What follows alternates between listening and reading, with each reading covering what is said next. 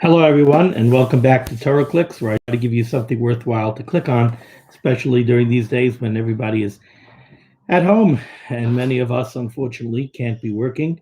And we're mispal for all of those who are having trouble with parnasa, and certainly all of those that are having struggles with health and with gesund, and everybody, the Rebbeinu Shalom should be making everyone, Rebbeinu Shalom Shav, Rachmanis on everyone. Like I said yesterday in a Shiur, we have to remember that the Rebbeinu Shalom is a Rachman. The Rebbeinu Shalom, by nature, the Rebbeinu Shalom is a Rachman. The Rebbeinu Shalom is merciful. There's a tendency sometimes, especially during times like this, when people tend to look at the Rebbeinu Shalom as being harsh and as being demanding and as being a ma'anesh, a punisher. And it's almost as if, chas v'chalila, we could start to look at the Rebbeinu Shalom as the enemy. You know, the Rebbeinu Shalom is out to get us. Chas v'chalila. The Rebbeinu Shalom is a Rachman. Now, certainly the Rebbeinu Shalom does mun. Certainly the Rebbeinu Shalom does demand from us. And the Rebbeinu Shalom wants to teach us lessons, apparently. And it's incumbent upon all of us to look into ourselves and figure out how can we better ourselves. Like I keep on saying, what can we do to make sure that we come out on the other side of this improved, with a heightened appreciation for mitzvahs, a heightened appreciation for shul, a heightened appreciation for an Ameni Heshmei Rabbah, a heightened appreciation for being able to go speak with other people, ben adam l'chaveroi, to get together with people, to get together with family. But at the same time, we have to remember that the Rebbeinu Shalom is a Rachaman. The Rebbeinu Shalom is merciful. The Rebbeinu Shalom is a meitiv. The Rebbeinu Shalom looks to do good for us. The Rebbeinu Shalom loves us. The Rebbeinu Shalom loves each and every one of us, even those of us that have averis, even those of us that do things that are not right. And the Rebbeinu Shalom is coming to us to improve ourselves, but the Rebbeinu Shalom loves us. And the Rebbeinu Shalom is a Rachman. So when we're mispal to the Rebbeinu Shalom, who is a Rachman. That's who we're being mispal to. So now I'd like to continue in Mesillas Yesharim. We're still in the Hakdama of Mesillas Yesharim. We'll be in the Hakdama for a while. So far, the Baal Mechaber of Mesillas Yesharim has told us two things. So far, he has told us, A, that don't expect to find great novelties, don't expect to find great chidushim here in what he's going to be writing in Mesillas Yesharim. Certainly, we will find chidushim. However, the Baal Mechaber of the Mesillas Yesharim said, don't expect to find great chidushim. I'm not writing this sefer to write great chidushim. I'm writing this sefer to remind people of things that they really know, things that are self-evident, things that are well-known. And yet, because they're self-evident and because they're so well-known, that's why they become forgotten. They become forgotten and people don't pay attention to them, and that's why I have to write a sefer about them. Two, the tayelis of the sefer, the purpose of the sefer, can only be accomplished. You could only get from the sefer what there is to be gotten through chazara.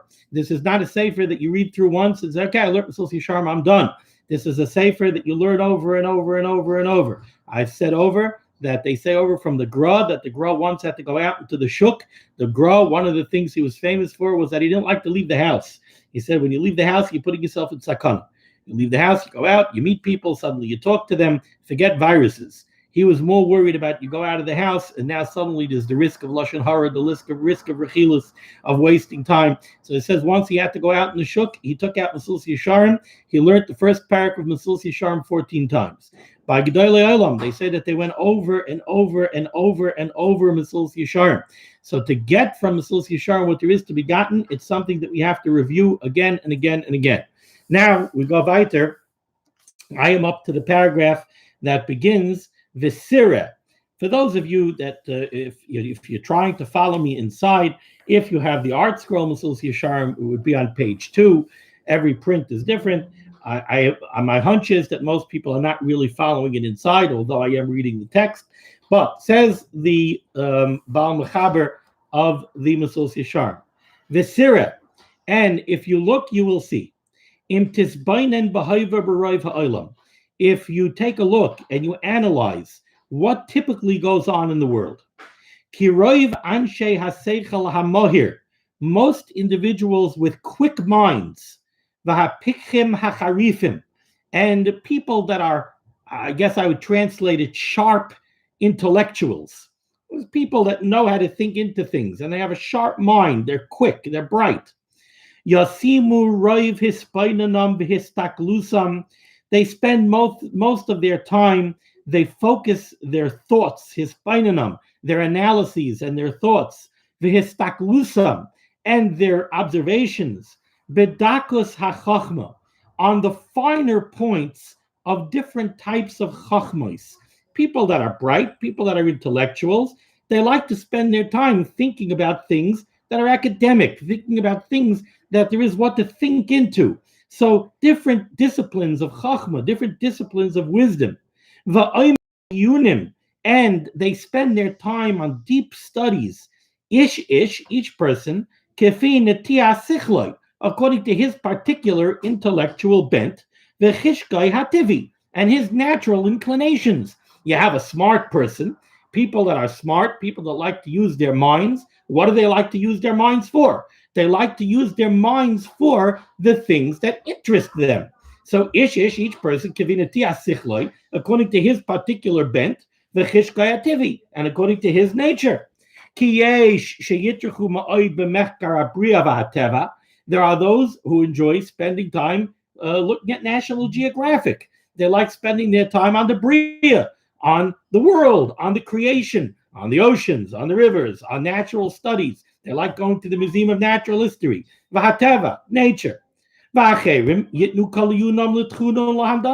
Then you have other people who enjoy astronomy. I have a son who enjoys very much all of the halachas that have to do with zmanim, with different times, zman kriya shema, zman tvila, zman Shabbos, when Shabbos starts, when Shabbos is over, when is alois, when is nets, how do you measure tzeis hakechavim? My head starts to spin. All of this stuff has to do with astronomy.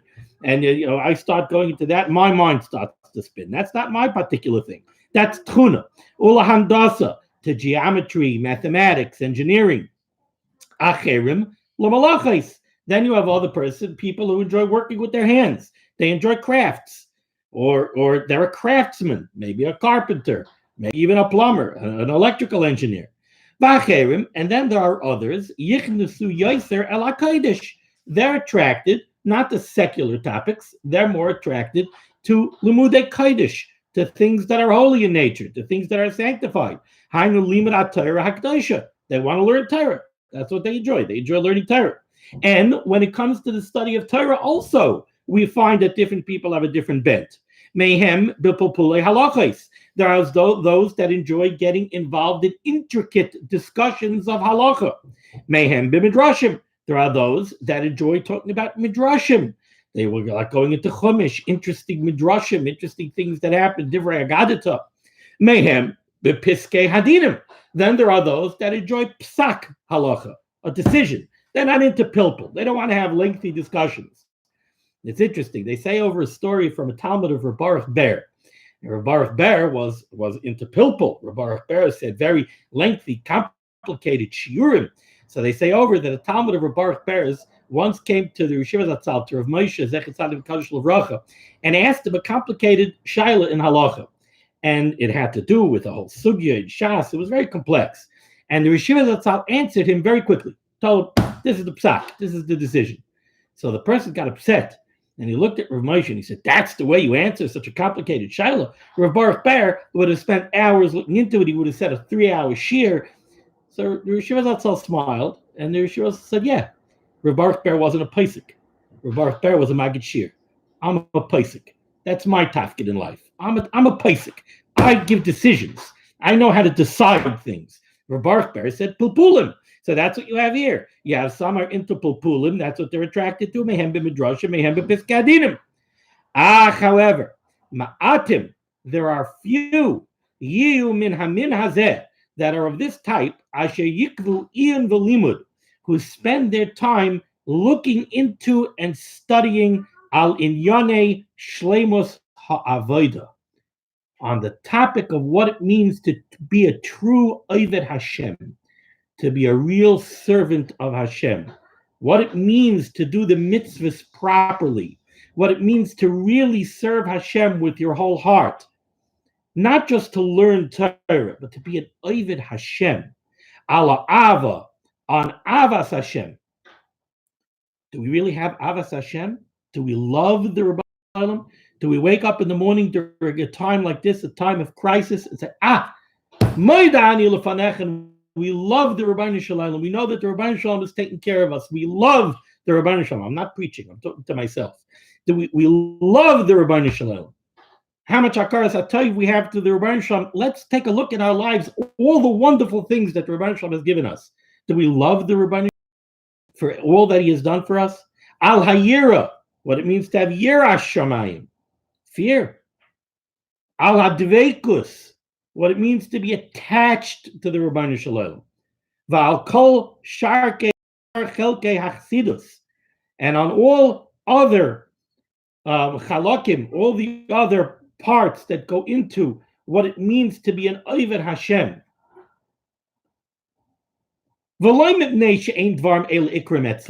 Now, the reason people neglect this type of study is not because they don't think it's important. They know it's important. We ask anybody who's sitting in Beis Medrash, who's learning Torah, is it important to be an Oved Hashem? Of course it's important to be an Oved Hashem. What do you think I'm doing here?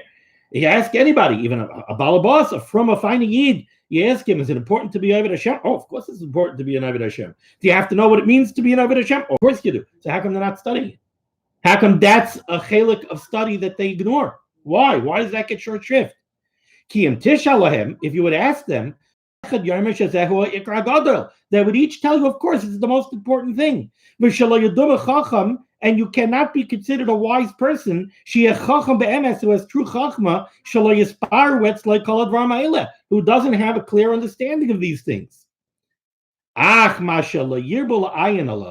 This, that they don't spend time working on these things, it's because they think it's obvious. What do I have to study? I know it's important, Yerushalayim. What do I have to study? I know Avos Hashem is important. I know to be an Oved Hashem is important. I have to study it? What, there's something in there to be ma'ayin? Yeah, achilas matzah and baking matzah. If you listen to my Mishnah Berurah or Manhilchas Pesach, baking matzah is very complex, and there's a lot of machlokes and achrayim that say this way, achrayim that say that way. And when should you eat it? How should you eat it? And how should you bake it? And what's the shiur? That there's a lot of pilpul. There's a lot to go into. Yeras Hashem is never partial. What does it go into? They don't see a reason to spend a lot of time on this. Says the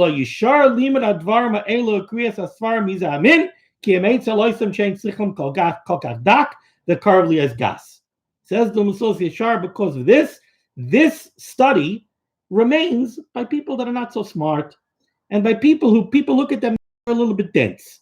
That's who spends time studying Musar. Geniuses, they don't spend their time on Musar. The less smart people, somehow, they spend their time studying it. They don't budge from it. Until it has become the practice in the world. When you see somebody really working, this doesn't mean chassidus, as in a chassidish person. It means piety. It means Yerushalayim.